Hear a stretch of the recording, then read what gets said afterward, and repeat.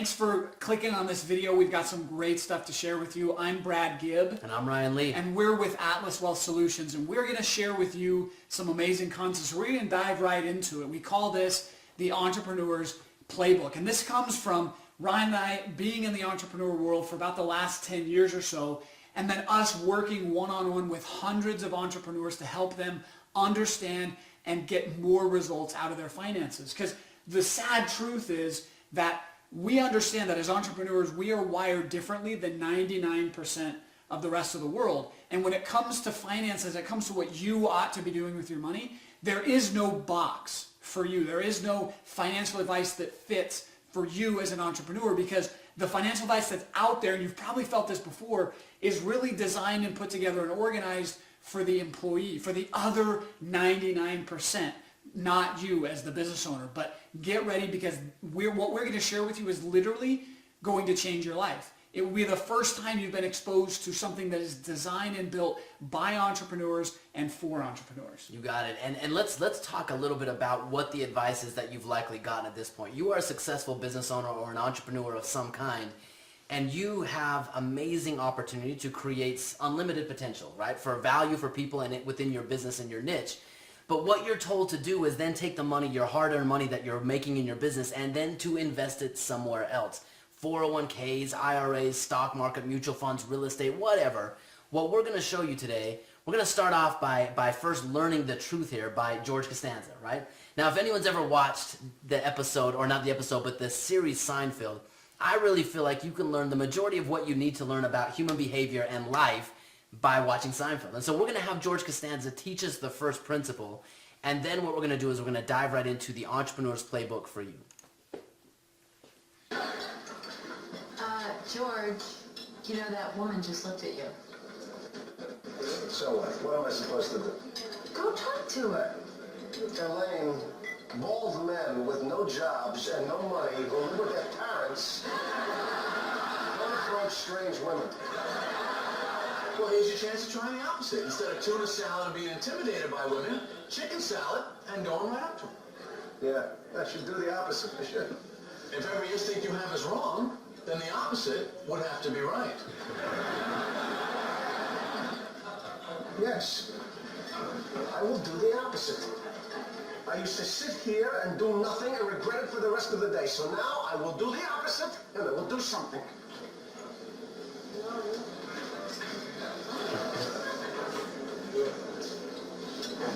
Excuse me, I couldn't help but notice that you were looking in my direction. Oh, yes, I was. You just ordered the same exact lunch as me. My name is George. I'm unemployed and I live with my parents. I'm Victoria. Hi.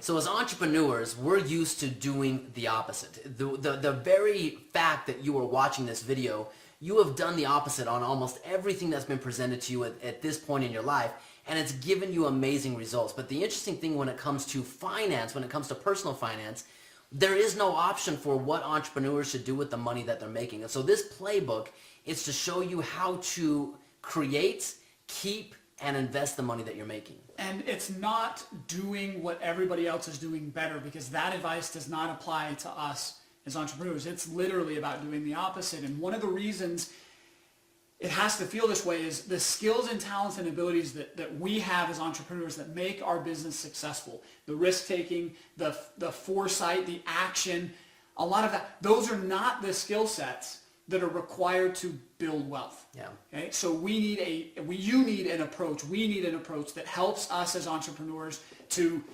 balance that skill set and help us to build wealth. So here's how we've decided to put this together. The Entrepreneur's Playbook is actually pretty simple. There are 3 number ones. And these 3 number ones, for any entrepreneur, these are the 3 things that we need to focus on in sequential order.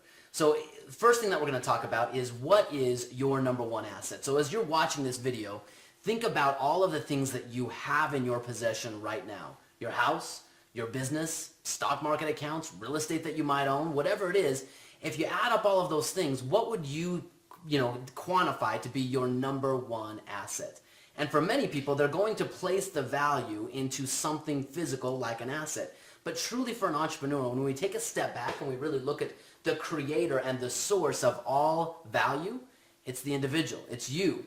Everything that you have, everything that you have in your possession has been created by your efforts and your intelligence. And this isn't a new concept. If you're successful in any realm as an entrepreneur, you understand that you've needed to invest in yourself. And for the first time, we're giving you permission to continue doing that. Wall Street, traditional financial advice would have us believe that as soon as we create any value, the best, safest place to put that is with somebody else, not back into ourselves. So this is your official permission to reinvest into yourself. Yeah. Okay, now we at Atlas, we focus on actionable education. So it's more than just nice ideas, things that we can all sit and say, yeah, that makes a lot of sense. This is the cat poster, right? You're looking at yourself in the mirror and you're the lion. You're the asset. Yeah, you are, but we want to get more specific, something that you can look and quantify and measure and take action on. Now, before we do that, we all have a story when I think we realized that we were the number one asset. For me, this changed my life forever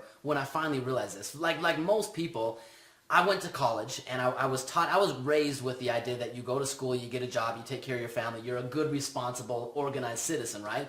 And it was funny, when I was in college, I was actually an entrepreneur. I actually had a side business that paid for my entire college career. And I remember once I got out of college, I got my first paycheck, and it was less than half of what I used to earn as an entrepreneur working part-time in college. So I was a little bit disappointed by that, but nonetheless, I was doing what I was supposed to do. I told the line.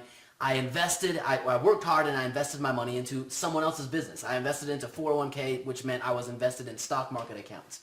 Right? And everyone had their experience in 2008.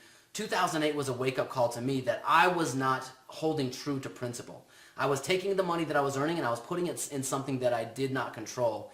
And what happened was, as I watched my retirement account balance fall apart, I started searching for answers. I started searching for what I should do. And I came across an old college friend of mine. And I remember back when I met this guy, he was in college with me, and he was the only guy that didn't graduate with a job, right? He decided to stay back and open and run his own business. We all thought he was crazy. We all thought we'd see him in the breadlines at some future point. But for me, when my life had fallen apart in 2008, I was scrambling for answers, and I came across this individual. And I could tell just from meeting him that we were in completely different financial worlds. He didn't try to rub anything in my face, but I could tell the confidence, the assurance, the foundation that he was standing on was much different than the foundation I was on, and I wanted him to teach me. Now, any good person, any good entrepreneur knows that those who don't pay attention. So when I asked this guy, tell me what you're doing, he said, I'll coach you, I'll show you, but you have to write me a check for $5,000. And here's the thing. At that point in my life, $5,000 represented everything. That represented everything I had. I didn't make that decision alone, so I took my wife to this guy's office to meet him. And as we talked to him, and he talked about the possibility of what he could show me, what he could help me learn, I knew that this was the right thing for me. And so we wrote the check. And I remember when we were driving away from this guy's office, we were filled with excitement, or at least I was. And there was this awkward silence between me and my wife. We were driving in our Toyota RAV4, and we drove along for block after block. And there was this silence. And I didn't know if she was mad. I didn't know if she was angry. I didn't know if she was hurt, scared, whatever it was. But I knew I was excited, and I remember we looked over to each other, and we just started laughing. We didn't know what that check represented fully. I couldn't quantify what my life would become, but for the first time, I wrote a check to invest in myself. And everything that's happened since I did that is a result of making that one decision. It's changed my entire trajectory of my life. Yep, and that's not changed. We were talking about it, the two of us together this year. We're going to write checks in excess of $60,000 to reinvest in ourselves. But what do you invest in? What do? Do you just get cat posters and feel good about it? Or do you get something that's actionable? So there's 3 areas that you as an entrepreneur need to make sure that you're investing in first before anything else. Okay, there's 3 areas that we're going to cover. The first is mindset. Okay, we have to be able to believe and understand and see to be able to create. Okay, so the first area is mindset. The second is to improve our skill sets. And the third is probably the most important, but it definitely comes after the other 2, is we have to invest in our networks. These are the 3 things that make us valuable as entrepreneurs. This is what keeps us relevant. This is what allows us to produce and create. And Ryan, your first mentor, 5,000, he did all of these for you. He did. Okay. The 60,000 that we're paying, some of it is exclusively mindset. Some of it is exclusively skill set. Some of it is more or less mostly network. But the best place to invest it is one that gets you all three. Yeah, so think about it this way. As a business owner, as an entrepreneur, the revenue that you're making, the money that you're making, the first thing we do is we don't think about it and go take it and put it in the stock market. The first thing we reinvest in is the number one asset that will have unlimited possibility and returns for you, and it's you. And these are the three areas that you want to look at investing in, and they can be unique and specific to your niche, to your market, to your industry, but it is mindset, skill set, and network. And that's what makes us different from most financial advisors. We don't really even consider ourselves financial advisors. We're strategists, and it's because of this concept. If you go to any other financial advisor and you have $5,000, what are they going to tell you to do? To give it to them, and they will take care of it, and they will make sure they have your best interests in mind, and they will grow it and do all of the things with it. Whereas for us, working with entrepreneurs, the first question we ask is, where are you investing in your mindset, your skill set, and your networks? And is there an opportunity to do that to further those first and foremost? Yeah. Okay? That's place number one. Now that leads us into the second conversation, which is, okay, great. Maybe I'm at that point where I'm already doing that and I still have more money, right? And I'm creating enough value, or I've done enough of that and I need to turn my attention somewhere else. The next question that comes along is, with the money that I'm making from my number one asset, where is the best place to invest this? We get this question all the time. When we work with people on finances, this is the number one question I think we get is, what's the best investment? What's hot for this year? What's working? What's not? Is real estate right? Is the stock market right? And this answer, once you really, again, take a step back and look at it, it will resonate with you as a business owner. But your number one investment will always be your business. Always. So think about it this way. As a business owner, you know what efforts, you know what, when you put something into your business, you know what the likely return that you're going to get out of that. We work with people that, Facebook ads, this is a really common example for some of the people we work with. They know if they put $1 into a Facebook ad, because of their copywriting and their presentation skills, they're going to net $2 to $3 out of that Facebook advertisement. Mm-hmm. Why would you invest in anything other than your business, right? Because that is where you get the highest, really unlimited rate of return within your business. There's no other place that you can generate those types of returns. But think about this. For those that have tried this, it's not like you just log into Facebook and you start putting money in and it's an ATM and starts giving you money back out. There's lots of testing. There's lots of work involved in creating a system that's successfully doing that for you. And I know lots of entrepreneurs that can barely keep up with ensuring that their own business stays profitable, let alone someone else's. Yeah. And we've got a mentor, Mark Ford. He is multi-millionaire, 10 times over, probably worth $60, $70 million, has several businesses. And when he talks to entrepreneurs and he talks about this concept, and he's in the investment advisory industries and the newsletter business that writes about all the crazy stocks and things that you should be doing. And when he gets down to brass tacks with you, he says every other investment he's made in someone else's business that he cannot control or influence has lost him money. Every single time. So let's take a step back and just talk about that practically, because that is such a powerful statement once we understand it. But let's say you want to go out and buy a share in Apple stock, right? We all think Apple's amazing. I've got my iPhone right here, right? You probably have an iPhone.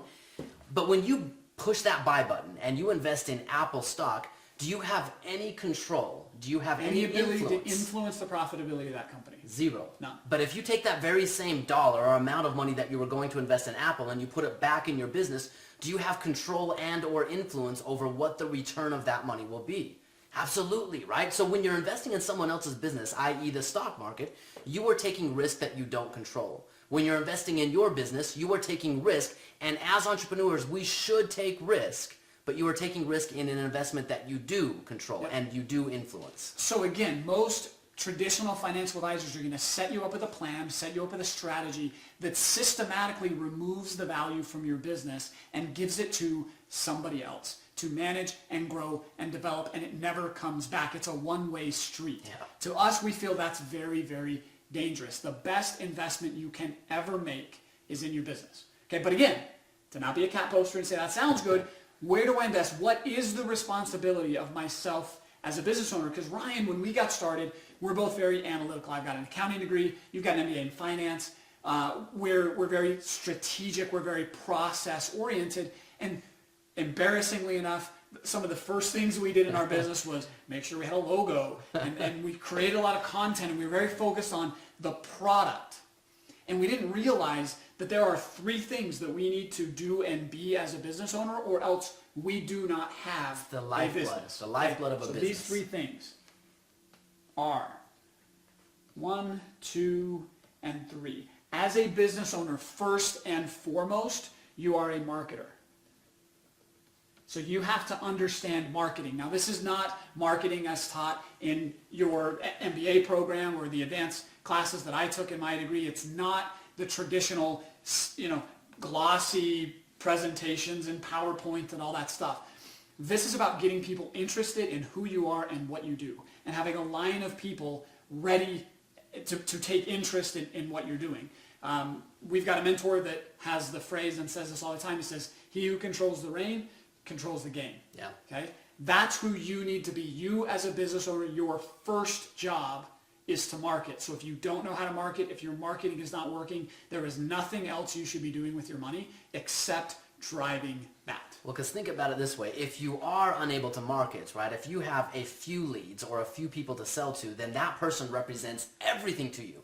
And you turn into you kind of bastardize your message, and you turn into saying, I will give you anything. I will do anything for you. You have to buy my product no matter what it is. If I have to discount it, if I have to extend my warranty, if I have to do whatever it is, you do whatever it takes because you don't have a line of people behind that person who's going to buy your product. But if you do, if you are good at marketing and you have the people lined up, you can stand up boldly and say, look, this is what I do, and this is the impact that it will have for you. And if you want it, if you see the value in it, boom, buy it. If you don't, move on, because I've got 100 other people behind you that are willing and ready to buy. So that's the power and strength that needs to come from marketing. And we've got tons of resources and detail around that. This is just the high level. So the second there is if you've got a line of people, but you cannot close them. You cannot turn them from an interested person into somebody who pulls out their credit card and gives it to you, then again, you still do not have a business. So you have to be a closer. So this is the sales process. So whether it's you are the one out there on the phones or person to person making those sales, or whether you've got a sales team, however it works, your sales have to be working. And that is a place where we see businesses massively underinvest. Okay? So that's point number 2, is we have to be able to take those interested people and we have to close them. Okay? Then the third piece is pretty understandable and pretty straightforward. It's to take everything that we're doing and systematize it. The faster, the more processed we can make that, the more profitable our business is going to become. Well, and that's what allows you to scale, because in the beginning as a business owner or an entrepreneur, so much of it revolves around you. You are the one who's doing everything. You have 10 plates in the air and you're trying to keep them all spinning and running, and that will only go so far. And even if you love the business that you're in and are passionate about it, you'll burn out.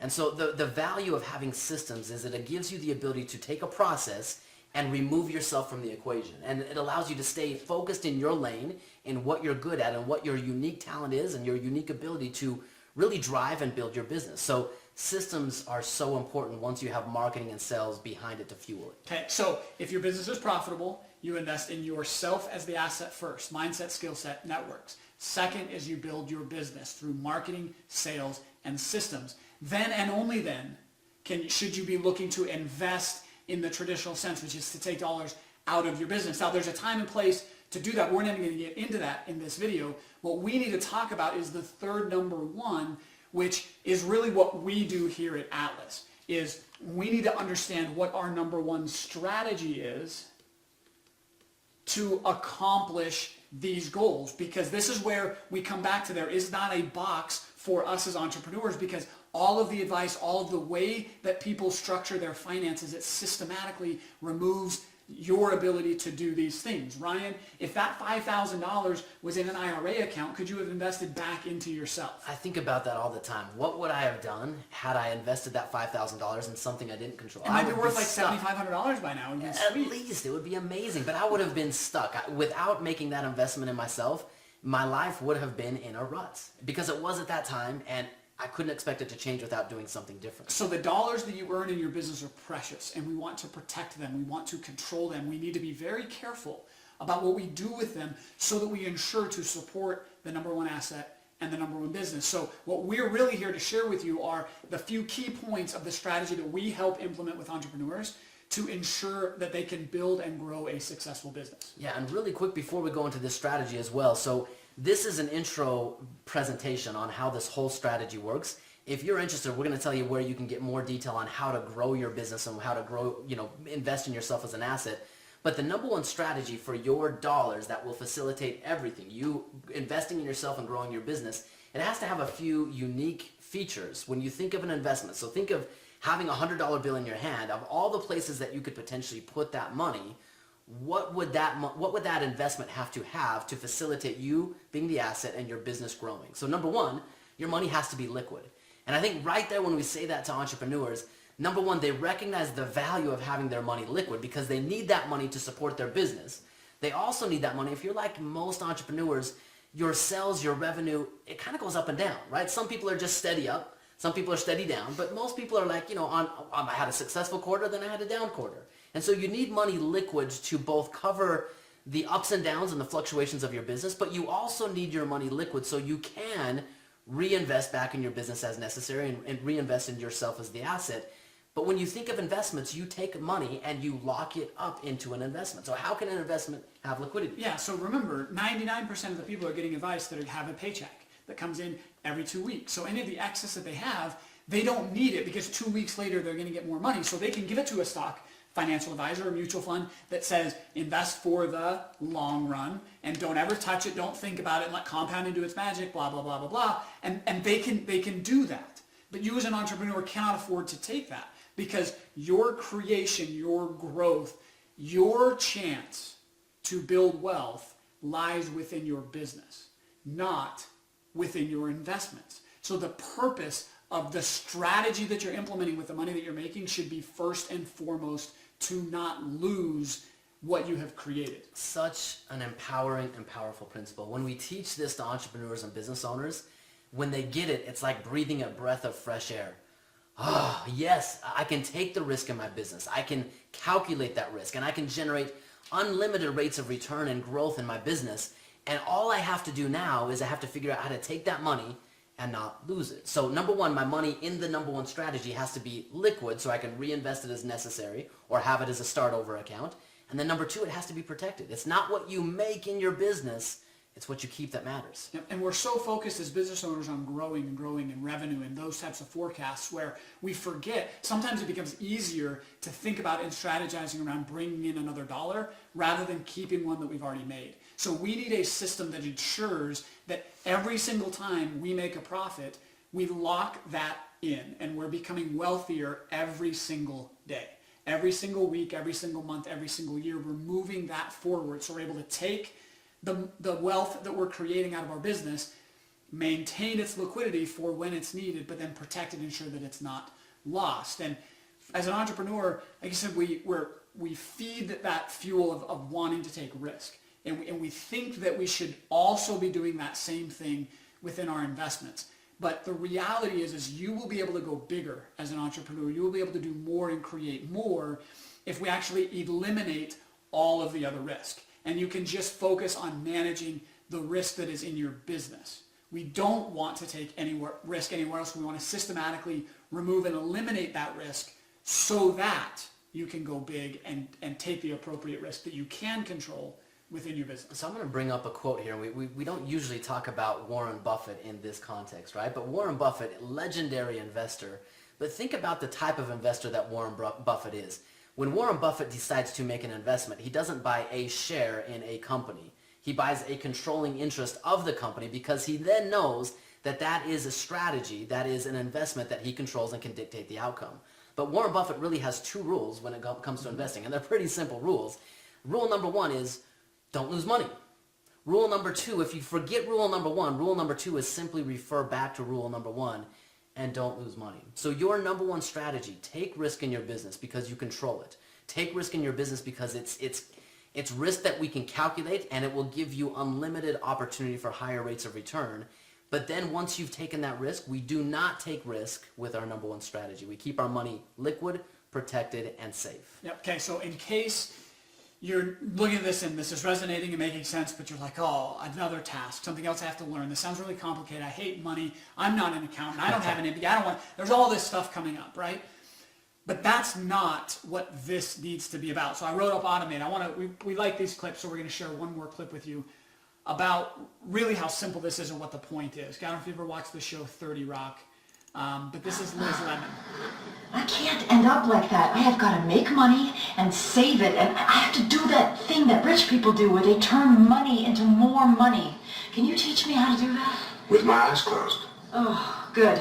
Okay, so that might be you as a business owner, that you're like, wait a minute, okay, I know that at some point I have to know how to save. I have to know that my money is turning into more money. But you, like Liz Lemon, might have no idea what that looks like. But the great thing is you shouldn't need to. You need to make the money in your business, and then we can automate a plan for you that, again, ensures every single day your money is turning into more money. Okay, now here's something kind of interesting. We're talking about a number one strategy of where to put your money once you've made it. We've talked about liquidity, we've talked about protection, we've talked about automation, but have we said anything about what most people think about first? There are really two things that your number one strategy also has to have. Number one, it has to have tax benefits, not benefits like they're sold today in most accounts where it's take your money and just simply defer your tax. You have to have permanent tax benefits. Think about you as a business owner. One of the things that is so advantageous about owning a business is the tremendous amount of tax write-offs and tax deductions you get. Another one of our mentors that we follow quite often, Tom Wheelwright. He loves the tax code. Kind of crazy, but he does love the tax code. And what he says in his teachings is he says that out of the thousands and thousands of pages in the tax code, there's really about the first 5 or 10 pages that are written for W-2 wage earners. And it tells them, hey, you're going to take your money and we're just going to tax the heck out of it, and then you have whatever's left over. The rest of the tax code is written for you. It's written for business owners, and it tells you how you can do various different things within your business to keep more of your money. Yep, and then that doesn't seem fair to the average wage earner, so we had to come up with all these strategies and tactics and 401ks and key plans, all this crazy stuff to try to get them tax benefits like you already have as a business owner. So a tax advantage for us has to eliminate taxes, okay? Not defer them, not pay them later, but eliminate them altogether. So when we talk about tax advantages, that's what we're talking about. So those are the first 4 things. Then and only then should we be worried about what most people think about first, which is growth. Again, it's not what you make, it's what you keep. And if you can get a steady growth rate without putting your capital at risk, which is principle number 2 in this, we do not want to take risk with the money that we make. We take risk in our business. So once we have the right account and we've had all this money coming in, we want to then strategically, systematically grow it, but we want that money to grow every single year, day after day, month after month, year after year. And one of the ways that we like to kind of visualize this is you think about how most investments are sold. Most investments are sold today as this big, sexy home run, right? 5 stocks that you should be buying at the first of the year, or the 3 things that you should be doing, or this is a hot market, that's not, right? All these different things, but it's all about a home run. The stock pickers or the gurus out there are telling you to do this and you're going to make it big, or do that and you're going to make it big. And that's because, again, they're talking to employees who do not have the ability to control or increase or move their income. They're working on a fixed amount of income, therefore a fixed amount of savings, and the only thing they can do is make a better return or wait longer and let it compound. Those are the only 2 variables. Okay, so they have to hit for home runs. Yeah. What's our strategy instead, though? So a home run hitter, if you ever look at, in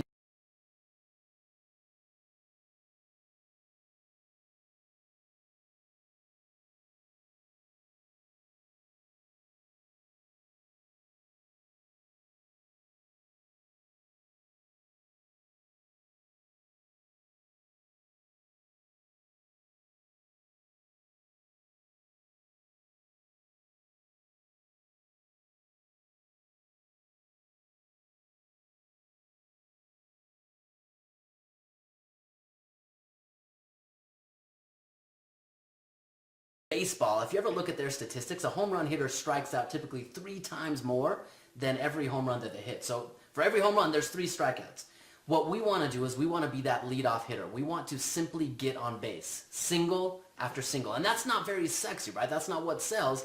But think about the power behind this. If you stand on base, or you stand up to bat and you hit a single, you're on base. Nothing really happened, but you're on base. The next batter gets up, hits a single, and batter one moves to second base, and now you have a batter on, or a base runner on 2 bases. Still not too exciting. Batter number 3 gets up, hits a single, and now the bases are loaded, but still no one's scored yet. Why are we wasting our time with this? Batter number 4 stands up, hits a single, and one batter comes in, a score, a run every single time. That's the power of compounding. It builds on itself. Well, and that's exciting the first time that happens, but then batter number 5 gets up, hits a single, and guess what happens again? Another run. Now, every time you hit a single, you are scoring as if you were swinging for the fences and hitting a home run. So again, if we can automate and make this process simple and straightforward and have these pieces, before you know it, we're hitting single after single, scoring run after run, all while you're focused, driving and growing the revenue inside of your business. Okay, here's one last exciting piece that this strategy has to have. It has to give you the ability to use leverage. In your business, business owners know and understand the power of leverage. You as the number one asset, you are leveraging your capabilities all the time in your business. You're talking on the phone, you're typing up an email, you're leveraging your capabilities. And our financial strategy needs to be able to do the same. We need the ability to have our money safe and reinvested and growing and have us tax advantages. All of these things have to be present in the number one strategy.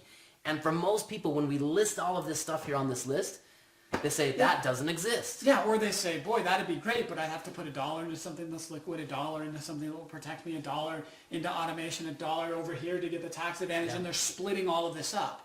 That's not what this is about. Our strategy brings all of these together and delivers it to you in one package. So every dollar has all of these pieces to it, and that's really the power that comes from the leverage that we can attain with this. So hopefully you've got some eye-opening moments in this webinar, because what we do here, what Brad and I do at Atlas Wealth, we work with entrepreneurs just like you, and we help refocus you back in your lane of expertise.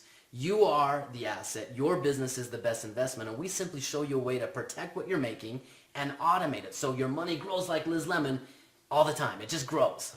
Yep. So what to do?